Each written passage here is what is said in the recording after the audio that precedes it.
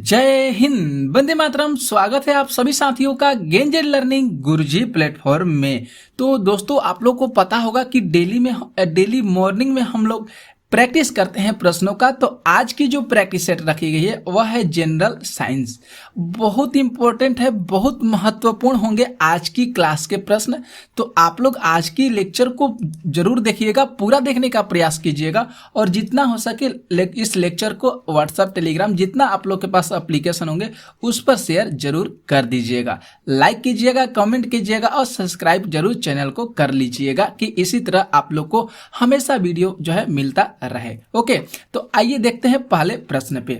यहाँ पे देखिए जो दोस्तों, पहला जो प्रश्न है बहुत धमाकेदार प्रश्न है कि बैरोमीटर का प्रयोग निम्नलिखित में से किसके मापन में होता है। बहुत सुंदर सा प्रश्न है। तो किसके मापन में होता है? तो वायुमंडलीय दाब। राइट आंसर यहाँ पे जो डी हो रहा है ये बिल्कुल सही हो रहा है। बैरोमीटर का जो प्रयोग होता है वह वायुमंडलीय दाब को मापने के लिए होता है। ओके, तो पता चल गया आप लोग को, राइट आंसर जो डी हो रहा है यह बिल्कुल सही हो रहा है। अगले प्रश्न देखते हैं, दूसरे प्रश्न को। यहाँ पे जो दूसरा प्रश्न है कि निम्नलिखित में से कौन सा जो है सही सुमेलित नहीं है। तो बात करें वोल्ट मीटर का जो मात्रक है विभवांतर बिल्कुल सही होता है। एमीटर जो है विद्युत धारा को एमीटर से मापा जाता है। विद्युत वाहक बल यहाँ पे दिया है पोटेशियोमीटर, लेकिन यहाँ पे गलत हो गया है। डी ऑप्शन यहाँ पे गलत हो रहा है दोस्तों। यहाँ पे जो पोटेशियोमीटर होना चाहिए यह गैल्वेनोमीटर से मापा जाता है और विद्युत प्रतिरोध जो होता है इसको ओम मीटर से नापा जाता है। इसलिए यहाँ पे जो डी विकल्प हो रहा है यह बिल्कुल गलत हो रहा है। ओके, अगला प्रश्न देखते हैं, तीसरे प्रश्न को देखिए। यहाँ पे जो तीसरा प्रश्न है कि विद्युत शक्ति की इकाई क्या होती है। विद्युत शक्ति की इकाई क्या होती है? तो वाट होती है। राइट आंसर यहाँ पे जो डी हो रहा है ये बिल्कुल सही हो रहा है। ये जितने सारे प्रश्न है दोस्तों, ये बिहार प्राइमरी टीचर के लिए बहुत इंपॉर्टेंट है। बिहार प्राइमरी जो टीचर की तैयारी कर रहे हैं उनके लिए बहुत इंपॉर्टेंट है। और आप लोग को पता भी होगा कि 24 तारीख से आप लोग का एग्जाम है, तो आप लोग की रणनीति होनी चाहिए और जितना हो सके PYQ प्रश्नों को आप लोग कीजिए, प्रैक्टिस कीजिए प्रश्नों को, इससे बहुत ज्यादा आप लोग को बेनिफिट मिलेगा। अगला प्रश्न देखते हैं, चौथा प्रश्न। चौथा प्रश्न है कि विद्युत विभवांतर की इकाई क्या होती है। विद्युत विभवांतर की इकाई जो होती है वाल्ट होती है। राइट आंसर यहाँ पे जो सी होगा ये बिल्कुल सही होगा। अगला प्रश्न देखिए, 5 नंबर प्रश्न है। यहाँ पे जो 5 प्रश्न है कि निम्न में से किस धातु की विद्युत चालकता सबसे अधिक होती है। बहुत सुंदर सा प्रश्न है कि निम्न में से किस धातु की विद्युत चालकता सबसे अधिक होती है। सबसे अधिक की बात किया है, कम की बात नहीं किया है। तो रजत। राइट आंसर यहाँ पे जो बी होगा ये बिल्कुल सही होगा, क्योंकि इसकी जो रजत की जो होती है विद्युत चालकता सबसे अधिक होती है। अगला प्रश्न देखते हैं, 6 नंबर। 6 नंबर जो प्रश्न है कि विद्युत धारा की इकाई क्या है। विद्युत धारा की इकाई क्या है? तो एम्पियर हो जाएगा। विद्युत धारा की इकाई क्या हो जाएगा दोस्तों? तो एम्पियर हो जाएगा। राइट आंसर यहाँ पे जो डी होगा ये बिल्कुल सही होगा। अगला प्रश्न देखिए, 7 नंबर प्रश्न। यहाँ पे जो 7 प्रश्न है कि विद्युत धारा किस उपकरण से मापी जाती है। विद्युत धारा को किस उपकरण से मापा जाता है? तो अमीटर से नापा जाता है। किससे नापा जाता है दोस्तों? तो अमीटर से नापा जाता है। राइट आंसर यहाँ पे जो बी हो रहा है ये बिल्कुल सही हो रहा है। अब देखिए अगला प्रश्न, बहुत इंपॉर्टेंट सा प्रश्न है ये। 8 जो प्रश्न है, 8 नंबर प्रश्न कि मटर के तने का कुंडलन किसी भी आसपास की संरचना के चारों ओर किसका उदाहरण होता है। मटर के तने का कुंडलन की बात किया, यह किसका उदाहरण होता है? तो बात करिए यहाँ पे जो सी विकल्प हो रहा है ये बिल्कुल सही हो रहा है। थिग्मोट्रोपोपिज्म में, थिग्मोट्रोपोपिज्म इंग्लिश वर्ड है, तो यहाँ पे जो सी ऑप्शन हो रहा है ये बिल्कुल सही हो रहा है। अगला प्रश्न देखिए, 9 नंबर प्रश्न को। 9 नंबर जो प्रश्न है कि केंद्रोन्मुखी बल जो है किसके लिए जिम्मेदार है। केंद्राभिमुखी बल जो है किसके लिए जिम्मेदार है। सुंदर सा प्रश्न है। ये वस्तु को वृत्ताकार पथ पर गतिमान रखने के लिए जिम्मेदार माना जाता है। तो राइट आंसर यहाँ पे जो बी हो रहा है ये बिल्कुल सही हो रहा है। केंद्रोन्मुखी बल जो होता है ये वस्तु को वृत्ताकार पथ पर गतिमान जो कह सकते हैं या बनाए रखने के लिए जिम्मेदार माना जाता है। 10 प्रश्न देखिए, 10 नंबर प्रश्न को। यहाँ पे जो 10 प्रश्न कर रहा है कि यूडोमीटर का उपयोग किया जाता है। यूडोमीटर का उपयोग किया जाता है? तो बरसात की मात्रा नापने के लिए जो है यूडोमीटर का प्रयोग किया जाता है। बहुत सुंदर सा प्रश्न है, याद कर लीजिएगा। इंपॉर्टेंट प्रश्न भी है, यूडोमीटर बहुत इंपॉर्टेंट है, बहुत इंपॉर्टेंट है, वेरी वेरी इंपॉर्टेंट प्रश्न है ये। यूडोमीटर का प्रयोग किसके लिए किया जाता है? तो बरसात की मात्रा मापने के लिए यूडोमीटर का प्रयोग किया जाता है। क्लियर है? अगला प्रश्न देखिए 11 नंबर जो प्रश्न है, 11 प्रश्न कि एक फेम्टोमीटर, यहाँ पे ध्यान दीजिएगा, फेदोमीटर होता है, फेम्टोमीटर होता है, पिकोमीटर होता है। तो यहाँ पे फेम्टो की बात किया। एक फेम्टोमीटर जो है कितने मीटर के बराबर होते हैं? तो यहाँ पे देखिए 10⁻⁻12 मीटर होगा, 10⁻⁻4 मीटर होगा, 10⁻⁻15 मीटर होगा और 10⁻⁻24 मीटर हो जाएगा। तो यहाँ पे बात करें सी ऑप्शन जो है ये बिल्कुल सही रहा, 10⁻⁻15 मीटर। एक फेम्टोमीटर जो होते हैं कितने मीटर के बराबर होते हैं? तो 10⁻⁻15 मीटर के बराबर होते हैं। क्लियर? अगला प्रश्न देखिए 12 मतलब 12 नंबर प्रश्न जो है यहाँ पे कि चालक की वैद्युत प्रतिरोधक की इकाई क्या होती है? इसकी इकाई क्या है? चालक की वैद्युत प्रतिरोध की क्या इकाई होती है? तो बात करें डी ऑप्शन सही हो रहा है, ओम होता है। प्रतिरोध की इकाई की बात करें तो सीधा डायरेक्ट आप लोग को पता होना चाहिए कि प्रतिरोध की जो इकाई होती है उसका एसआई इकाई जो है ओम होता है। ओके, ओम का जो संकेत होता है, सिंबल जो होता है इस तरह का होता है। आप लोग ध्यान दीजिएगा, कहीं कहीं आप लोग को प्रश्न में भी मिल सकता है कि ओम का संकेत क्या है। तो ओम का जो सिंबल है इस तरह का होता है। क्लियर? अगला प्रश्न देखिए 13 नंबर प्रश्नों को, यहाँ पे जो 13 प्रश्न है कि अति सूक्ष्म वस्तुओं को देखने के लिए प्रयोग किए जाने वाला प्रकाशिक उपकरण का क्या नाम है? अति सूक्ष्म मतलब बहुत छोटे छोटे वस्तुओं को देखने के लिए उस प्रकाशिक उपकरण का क्या नाम है? किससे हम जो छोटे छोटे वस्तुओं को देख सकते हैं? तो माइक्रोस्कोप की सहायता से जो है हम लोग छोटे छोटे वस्तुओं को देख सकते हैं। जैसे दूध से दही जमता है तो उसमें जो है जीवाणु होते हैं, छोटे छोटे होते हैं ना, उसको हम लोग किसके सहायता से देखते हैं? सूक्ष्मदर्शी की सहायता से देखते हैं। तो वही चीज बात बोला है कि जो छोटे छोटे वस्तुओं को देखने के लिए किस प्रकाशिक उपकरण का प्रयोग किया जाता है? तो माइक्रोस्कोप का प्रयोग किया जाता है। इसके बाद देखिए यहाँ पे 14 प्रश्न है 14 कि निम्न में से कौन सा सदिश राशि नहीं है? सदिश राशि की बात कर दिया तो सदिश राशि यहाँ पे गति जो हो जाएगा ये सदिश ना होकर अदिश राशि हो जाएगा, बल्कि यहाँ पे वेग, बल, आघूर्ण और विस्थापन जो है ये सदिश राशि हो जाएंगे। क्लियर? अगला प्रश्न देखिए 15, यहाँ पे जो 15 प्रश्न है कि प्रकाश वर्ष मात्रक है। बहुत सुंदर सा प्रश्न है ये। प्रकाश वर्ष किसका मात्रक है? तो प्रकाश वर्ष जो हो जाएगा दूरी का मात्रक हो जाएगा। यहाँ पे जो बी ऑप्शन हो रहा है, बी विकल्प जो हो रहा है ये बिल्कुल सही हो रहा है। अगला प्रश्न देखते हैं 16 प्रश्नों को। देखिए 16 जो प्रश्न है दोस्तों कि प्रकाश वर्ष की इकाई क्या होती है? प्रकाश वर्ष की इकाई दूरी होती है। राइट आंसर यहाँ पे जो डी होगा ये बिल्कुल सही होगा। बहुत सरल सरल प्रश्न है, बिहार प्राइमरी टीचर के लिए बहुत इंपॉर्टेंट प्रश्न है। तो प्रकाश वर्ष की इकाई दूरी होती है।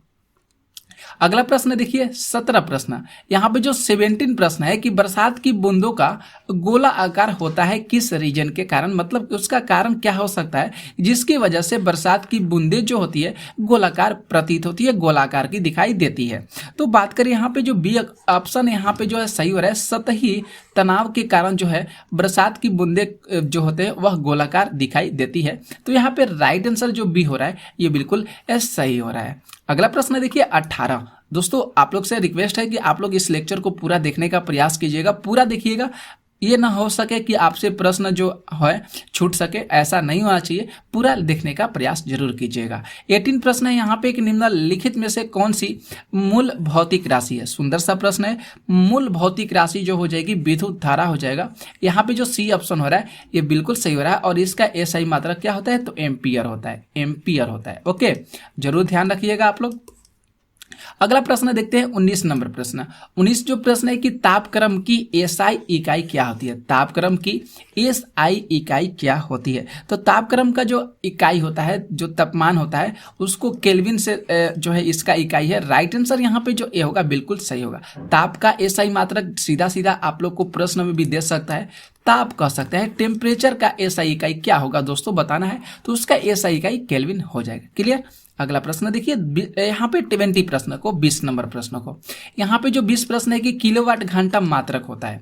किलोवाट घंटा मात्रक होता है किसका, तो ऊर्जा का होता है। राइट आंसर यहाँ पे जो ए होगा ये बिल्कुल सही हो रहा है, एनर्जी का जो है किलोवाट घंटा जो है मात्रक होता है। इसके बाद 21 प्रश्न को देखिए, 21 प्रश्न है, फर्मी मात्रक किसका होता है। फर्मी मात्रक किसका है, तो लंबाई का मात्रक होता है। राइट आंसर यहाँ पे जो बी हो रहा है ये बिल्कुल सही होगा। मोस्ट इंपॉर्टेंट प्रश्न है ये फर्मी वाला। फर्मी जरूर याद करिएगा दोस्तों कि फर्मी जो है मात्रक किसका है, तो लंबाई का है। इसके आगे देखते हैं 22 प्रश्न जो है कि निम्नलिखित में से कौन सी अदिश राशि है। निम्नलिखित में से कौन सी अदिश राशि है, तो दाब हो जाएगा। दाब जो हो जाएगा एक तरह का अदिश राशि है। बल, वेग, त्वरण ये जो हो जाएंगे सदिश राशि हो जाएंगे।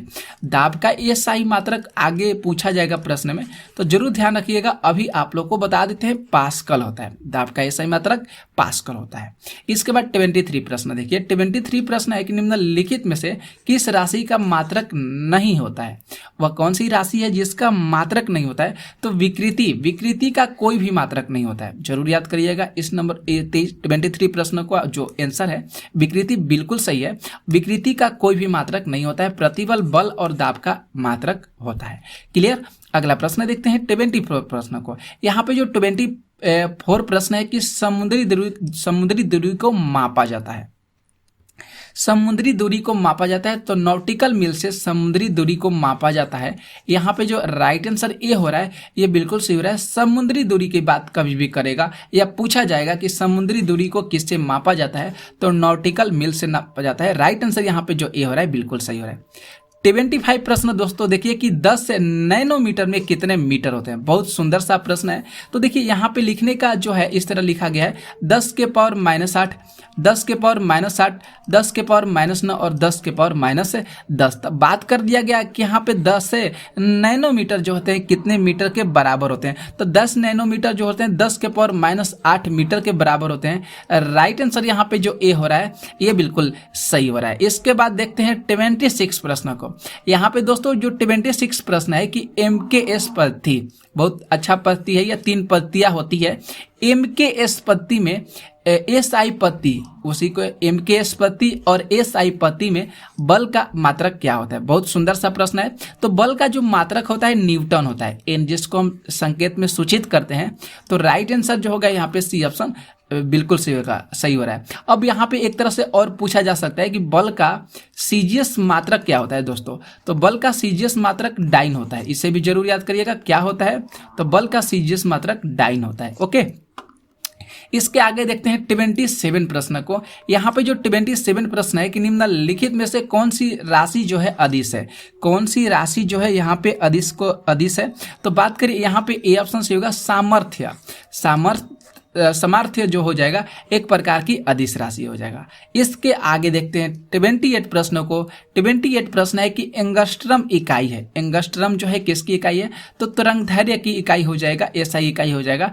यहाँ पे जो ए ऑप्शन होगा ये बिल्कुल सही होगा। अगला प्रश्न देखते हैं यहाँ पे 29 प्रश्नों को। 29 प्रश्न है कि आवृत्ति को नापा जाता है या आवृत्ति का मात्रक क्या होता है, तो आवृत्ति का मात्रक हर्ट्ज होता है। राइट आंसर यहाँ पे जो ए हो रहा है ये बिल्कुल सही हो रहा है। ठीक है। इस तरह भी आप लोग को प्रश्न दे सकता है कि आवृत्ति को नापा जाता है तो हर्ट्ज में मापा जाता है, या कह सकते हैं आवृत्ति का SI मात्रक क्या होता है। तो जरूर आप लोग को ध्यान रखना होगा आवृत्ति का SI मात्रक हर्ट्ज ही होगा। दोनों तरीका से प्रश्न घुमा के भी पूछ सकता है। अगला प्रश्न देखते हैं 30 नंबर प्रश्न। यहाँ पे 30 प्रश्न है कि आर्द्रता किस उपकरण से मापी जाती है, तो आर्द्रता जो है हाइग्रोमीटर से नापा जाता है। हाइड्रोमीटर। यहाँ पे राइट आंसर जो ए हो रहा है ये बिल्कुल सही हो रहा है। माफ कीजिएगा दोस्तों, हाइग्रोमीटर होना चाहिए, वहीं तो हाइड्रोमीटर मरा गया। हाइग्रोमीटर होता है। ओके। यहाँ पे आर्द्रता किस उपकरण से मापी जाती है, तो हाइग्रोमीटर से नापी जाती है। अगला प्रश्न देखिए, यहाँ पे जो 31 प्रश्न है कि दाब की इकाई क्या होती है। अभी जस्ट आप लोग को बताए हैं कुछ देर पहले, दाब का SI मात्रक पास्कल होता है। और यहाँ पे इकाई की बात किया तो ऐसे दे दिया न्यूटन प्रति वर्ग मीटर। यहाँ पे जो ए ऑप्शन हो रहा है बिल्कुल सही हो रहा है। दाब की इकाई न्यूटन प्रति वर्ग मीटर होती है। इसके बाद देखते हैं यहाँ पे जो 32 प्रश्न है कि निम्नलिखित में से कौन सी राशि सदिश है, नहीं है। निम्नलिखित में से कौन सी राशि जो है सदिश है, नहीं है। तो यहाँ पे डी ऑप्शन सही होगा। बिल्कुल यहाँ पे आयतन जो वॉल्यूम होता है ये सदिश राशि ना होकर ये कौन सी राशि होता है, अदिश राशि होता है। बाकी विस्थापन, वेग, बल ये जो दोनों तीनों हो जाएंगे सदिश राशि हो जाएंगे, जिसको वेक्टर क्वांटिटी के नाम से जाना जाता है। इसके बाद देखिए यहाँ पे जो 33 प्रश्न है, 33 प्रश्न है कि एक माइक्रोन बराबर होते हैं, एक माइक्रोन किसके बराबर होते हैं, तो 1/1000 के मिलीमीटर के बराबर होते हैं। 1/, में इस तरह का दिया है, 1/, में कितना, 1000 मिलीमीटर के बराबर होते हैं एक माइक्रोन। क्लियर। अगला प्रश्न देखिए यहाँ पे जो यहाँ पे 34 प्रश्न है कि एक पिकोग्राम किसके बराबर होता है। वहां पे फेक्टोग्राम आया था, पिको, अब यहाँ पे आ गया पिकोग्राम। ये एक पिकोग्राम जो है किसके बराबर होता है। सुंदर सा प्रश्न है। तो देखिए यहाँ पे लिखने का जो है इस तरह 10 के पावर -6 ग्राम होगा, 10 के पावर -15 ग्राम है दोस्तों, और 10 के पावर -12 ग्राम है, और 10 के पावर -9 ग्राम है। तो बात करें यहाँ पे जो यहाँ पे डी ऑप्शन हो रहा है, ये बिल्कुल सही हो रहा है, 10 के पावर -9 ग्राम। ठीक है, एक पिकोग्राम जो है किसके बराबर होता है, तो 10 के पावर -9 ग्राम के, माफ कीजिएगा दोस्तों, पिको की बात कर दिए तो 12 होना चाहिए, पिको तो मतलब 12, 10 के पावर 12 होना चाहिए। ठीक है, यहाँ पे ये ऑप्शन सही होना चाहिए, सी ऑप्शन सही होगा। 10 के पावर -12 जो है ग्राम होता है। ओके, एक पिकोग्राम 10 के पावर -12 ग्राम के बराबर होता है। यहाँ पे देखते हैं 35 प्रश्न है, 35 प्रश्न है यहाँ पे कि आइडियोमीटर क्या मापता है। आइडियोमीटर क्या मापता है, तो ध्वनि की तीव्रता को मापता है। राइट आंसर यहाँ पे जो डी हो रहा है बिल्कुल सही हो रहा है। आइडियोमीटर की बात करिए तो आइडियोमीटर से आपको समझ में आ रहा होगा कि अरे भैया ये तो ध्वनि की बात कर रहा है, तो ध्वनि की तीव्रता को मापता है। 36 प्रश्न देखिए यहाँ पे थोड़ा सा लंबा प्रश्न है, बहुत इंपॉर्टेंट भी प्रश्न है। 36 प्रश्न कर रहा है कि फुटबॉल के खेल में एक गोलकीपर फुटबॉल को गोल में पकड़ने के बाद गोल में पकड़ लेता है, तब अपने हाथ को पीछे की ओर खींचता है। बिल्कुल सही बात है। जब हम लोग फुटबॉल खेलते हैं और जो गोलकीपर है वह फुटबॉल को पकड़ने का प्रयास करता है, तो जो उधर से खिलाड़ी फुटबॉल को मारता है तो वह फुटबॉल जो पकड़ लेता है तो वह अपना हाथ पीछे की ओर करता है। इस प्रक्रिया में क्या घटनाएं होती है उसी के बारे में इस प्रश्न का जिक्र किया है। तो यहाँ पे जो ए ऑप्शन हो रहा है बिल्कुल सही हो रहा है। संवेग परिवर्तन की दर को कम करने का प्रयास किया जा रहा है। संवेग परिवर्तन की दर को कम करने का प्रयास किया जा रहा है। जैसे एक एग्जाम्पल की तौर पर बात करें कि जब हम लोग छोटे थे तो सर हम लोग को छड़ी से मारते थे, तो कोई दोनों हाथ में से किसी पर मारते थे तो लड़का सब बोलता था कि चाहे दोस्त में होता था बातचीत कि आप थोड़ा सा हाथ नीचे कर लीजिएगा ना तो वहाँ पे चोट जो होगा ना कम लगेगा, होता था, हम लोग पढ़ते थे। तो वही बातें जो है यहाँ पे 36 प्रश्नों में कह रहा है। क्लियर हो गया। इसके बाद देखते हैं 37 प्रश्नों को। यहाँ पे जो 37 प्रश्न है कि निम्नलिखित में से किस ऊर्जा परिवर्तन में घर्षण बल शामिल होता है। बहुत सुंदर सा प्रश्न है। तो किस ऊर्जा परिवर्तन में, तो गतिज ऊर्जा से ऊष्मा ऊर्जा परिवर्तन में जो है ये घर्षण बल शामिल होता है। इसके बाद देखते हैं 38 प्रश्न है कि एक बस सीधे रास्ते पर चल रही है, जब अचानक दाईं ओर एक तेज मोड़ आती है तब बस में बैठे यात्री किस ओर झुकेंगे।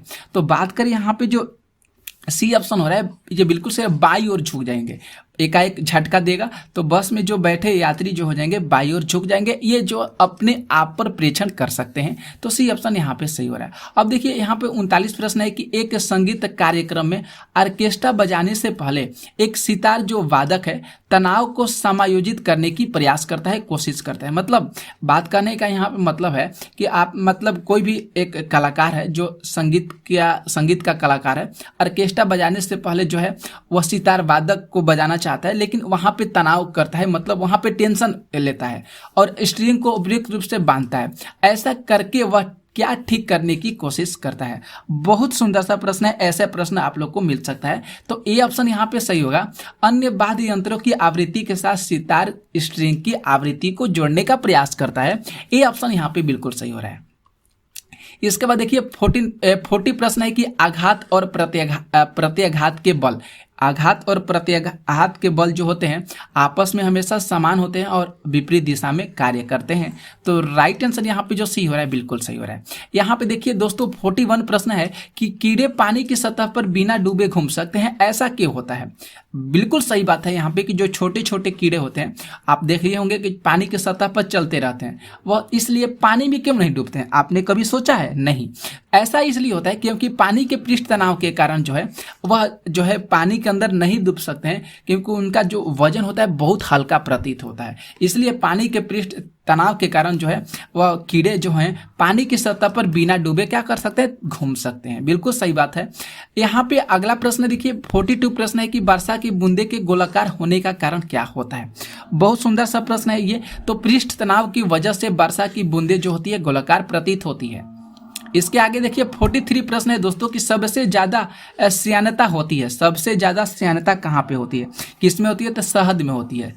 शहद की जो सबसे ज्यादा श्यानता होती है। डी ऑप्शन यहाँ पे बिल्कुल सही हो रहा है। 44 प्रश्न है कि बैरोमीटर की ऊंचाई में अचानक वृद्धि होती है। अब देखिए दोस्तों बहुत ये प्रश्न अच्छा है, पूछा जाता है बहुत बार एग्जाम में। इस प्रश्न को भी पूछा गया है कि अचानक बैरोमीटर की जो ऊंचाई है, मतलब अचानक बैरोमीटर का जो टेम्परेचर है अधिक बढ़ जाता है, तो वहाँ पे कौन सी घटनाएं उत्पन्न होने लगती है। तो बात करें अत्यंत शुष्क जो है मौसम रहता है और अचानक वृद्धि के बाद कम हो जाता है, तो वहाँ पे जो है आंधी तूफान आने की संभावनाएं बहुत ज़्यादा रहती है। डी ऑप्शन यहाँ पे सही हो रहा है। यहाँ पे 45 प्रश्न है कि दूध से क्रीम को अलग करने के लिए किस तकनीक का उपयोग किया जाता है। बहुत सुंदर सा प्रश्न है। तो बात करें यहाँ पे केंद्रापसरण जो होता है इसका उपयोग किया जाता है दूध से क्रीम को अलग करने के लिए। ठीक है, अगला प्रश्न देखिए यहाँ पे 46 प्रश्न है।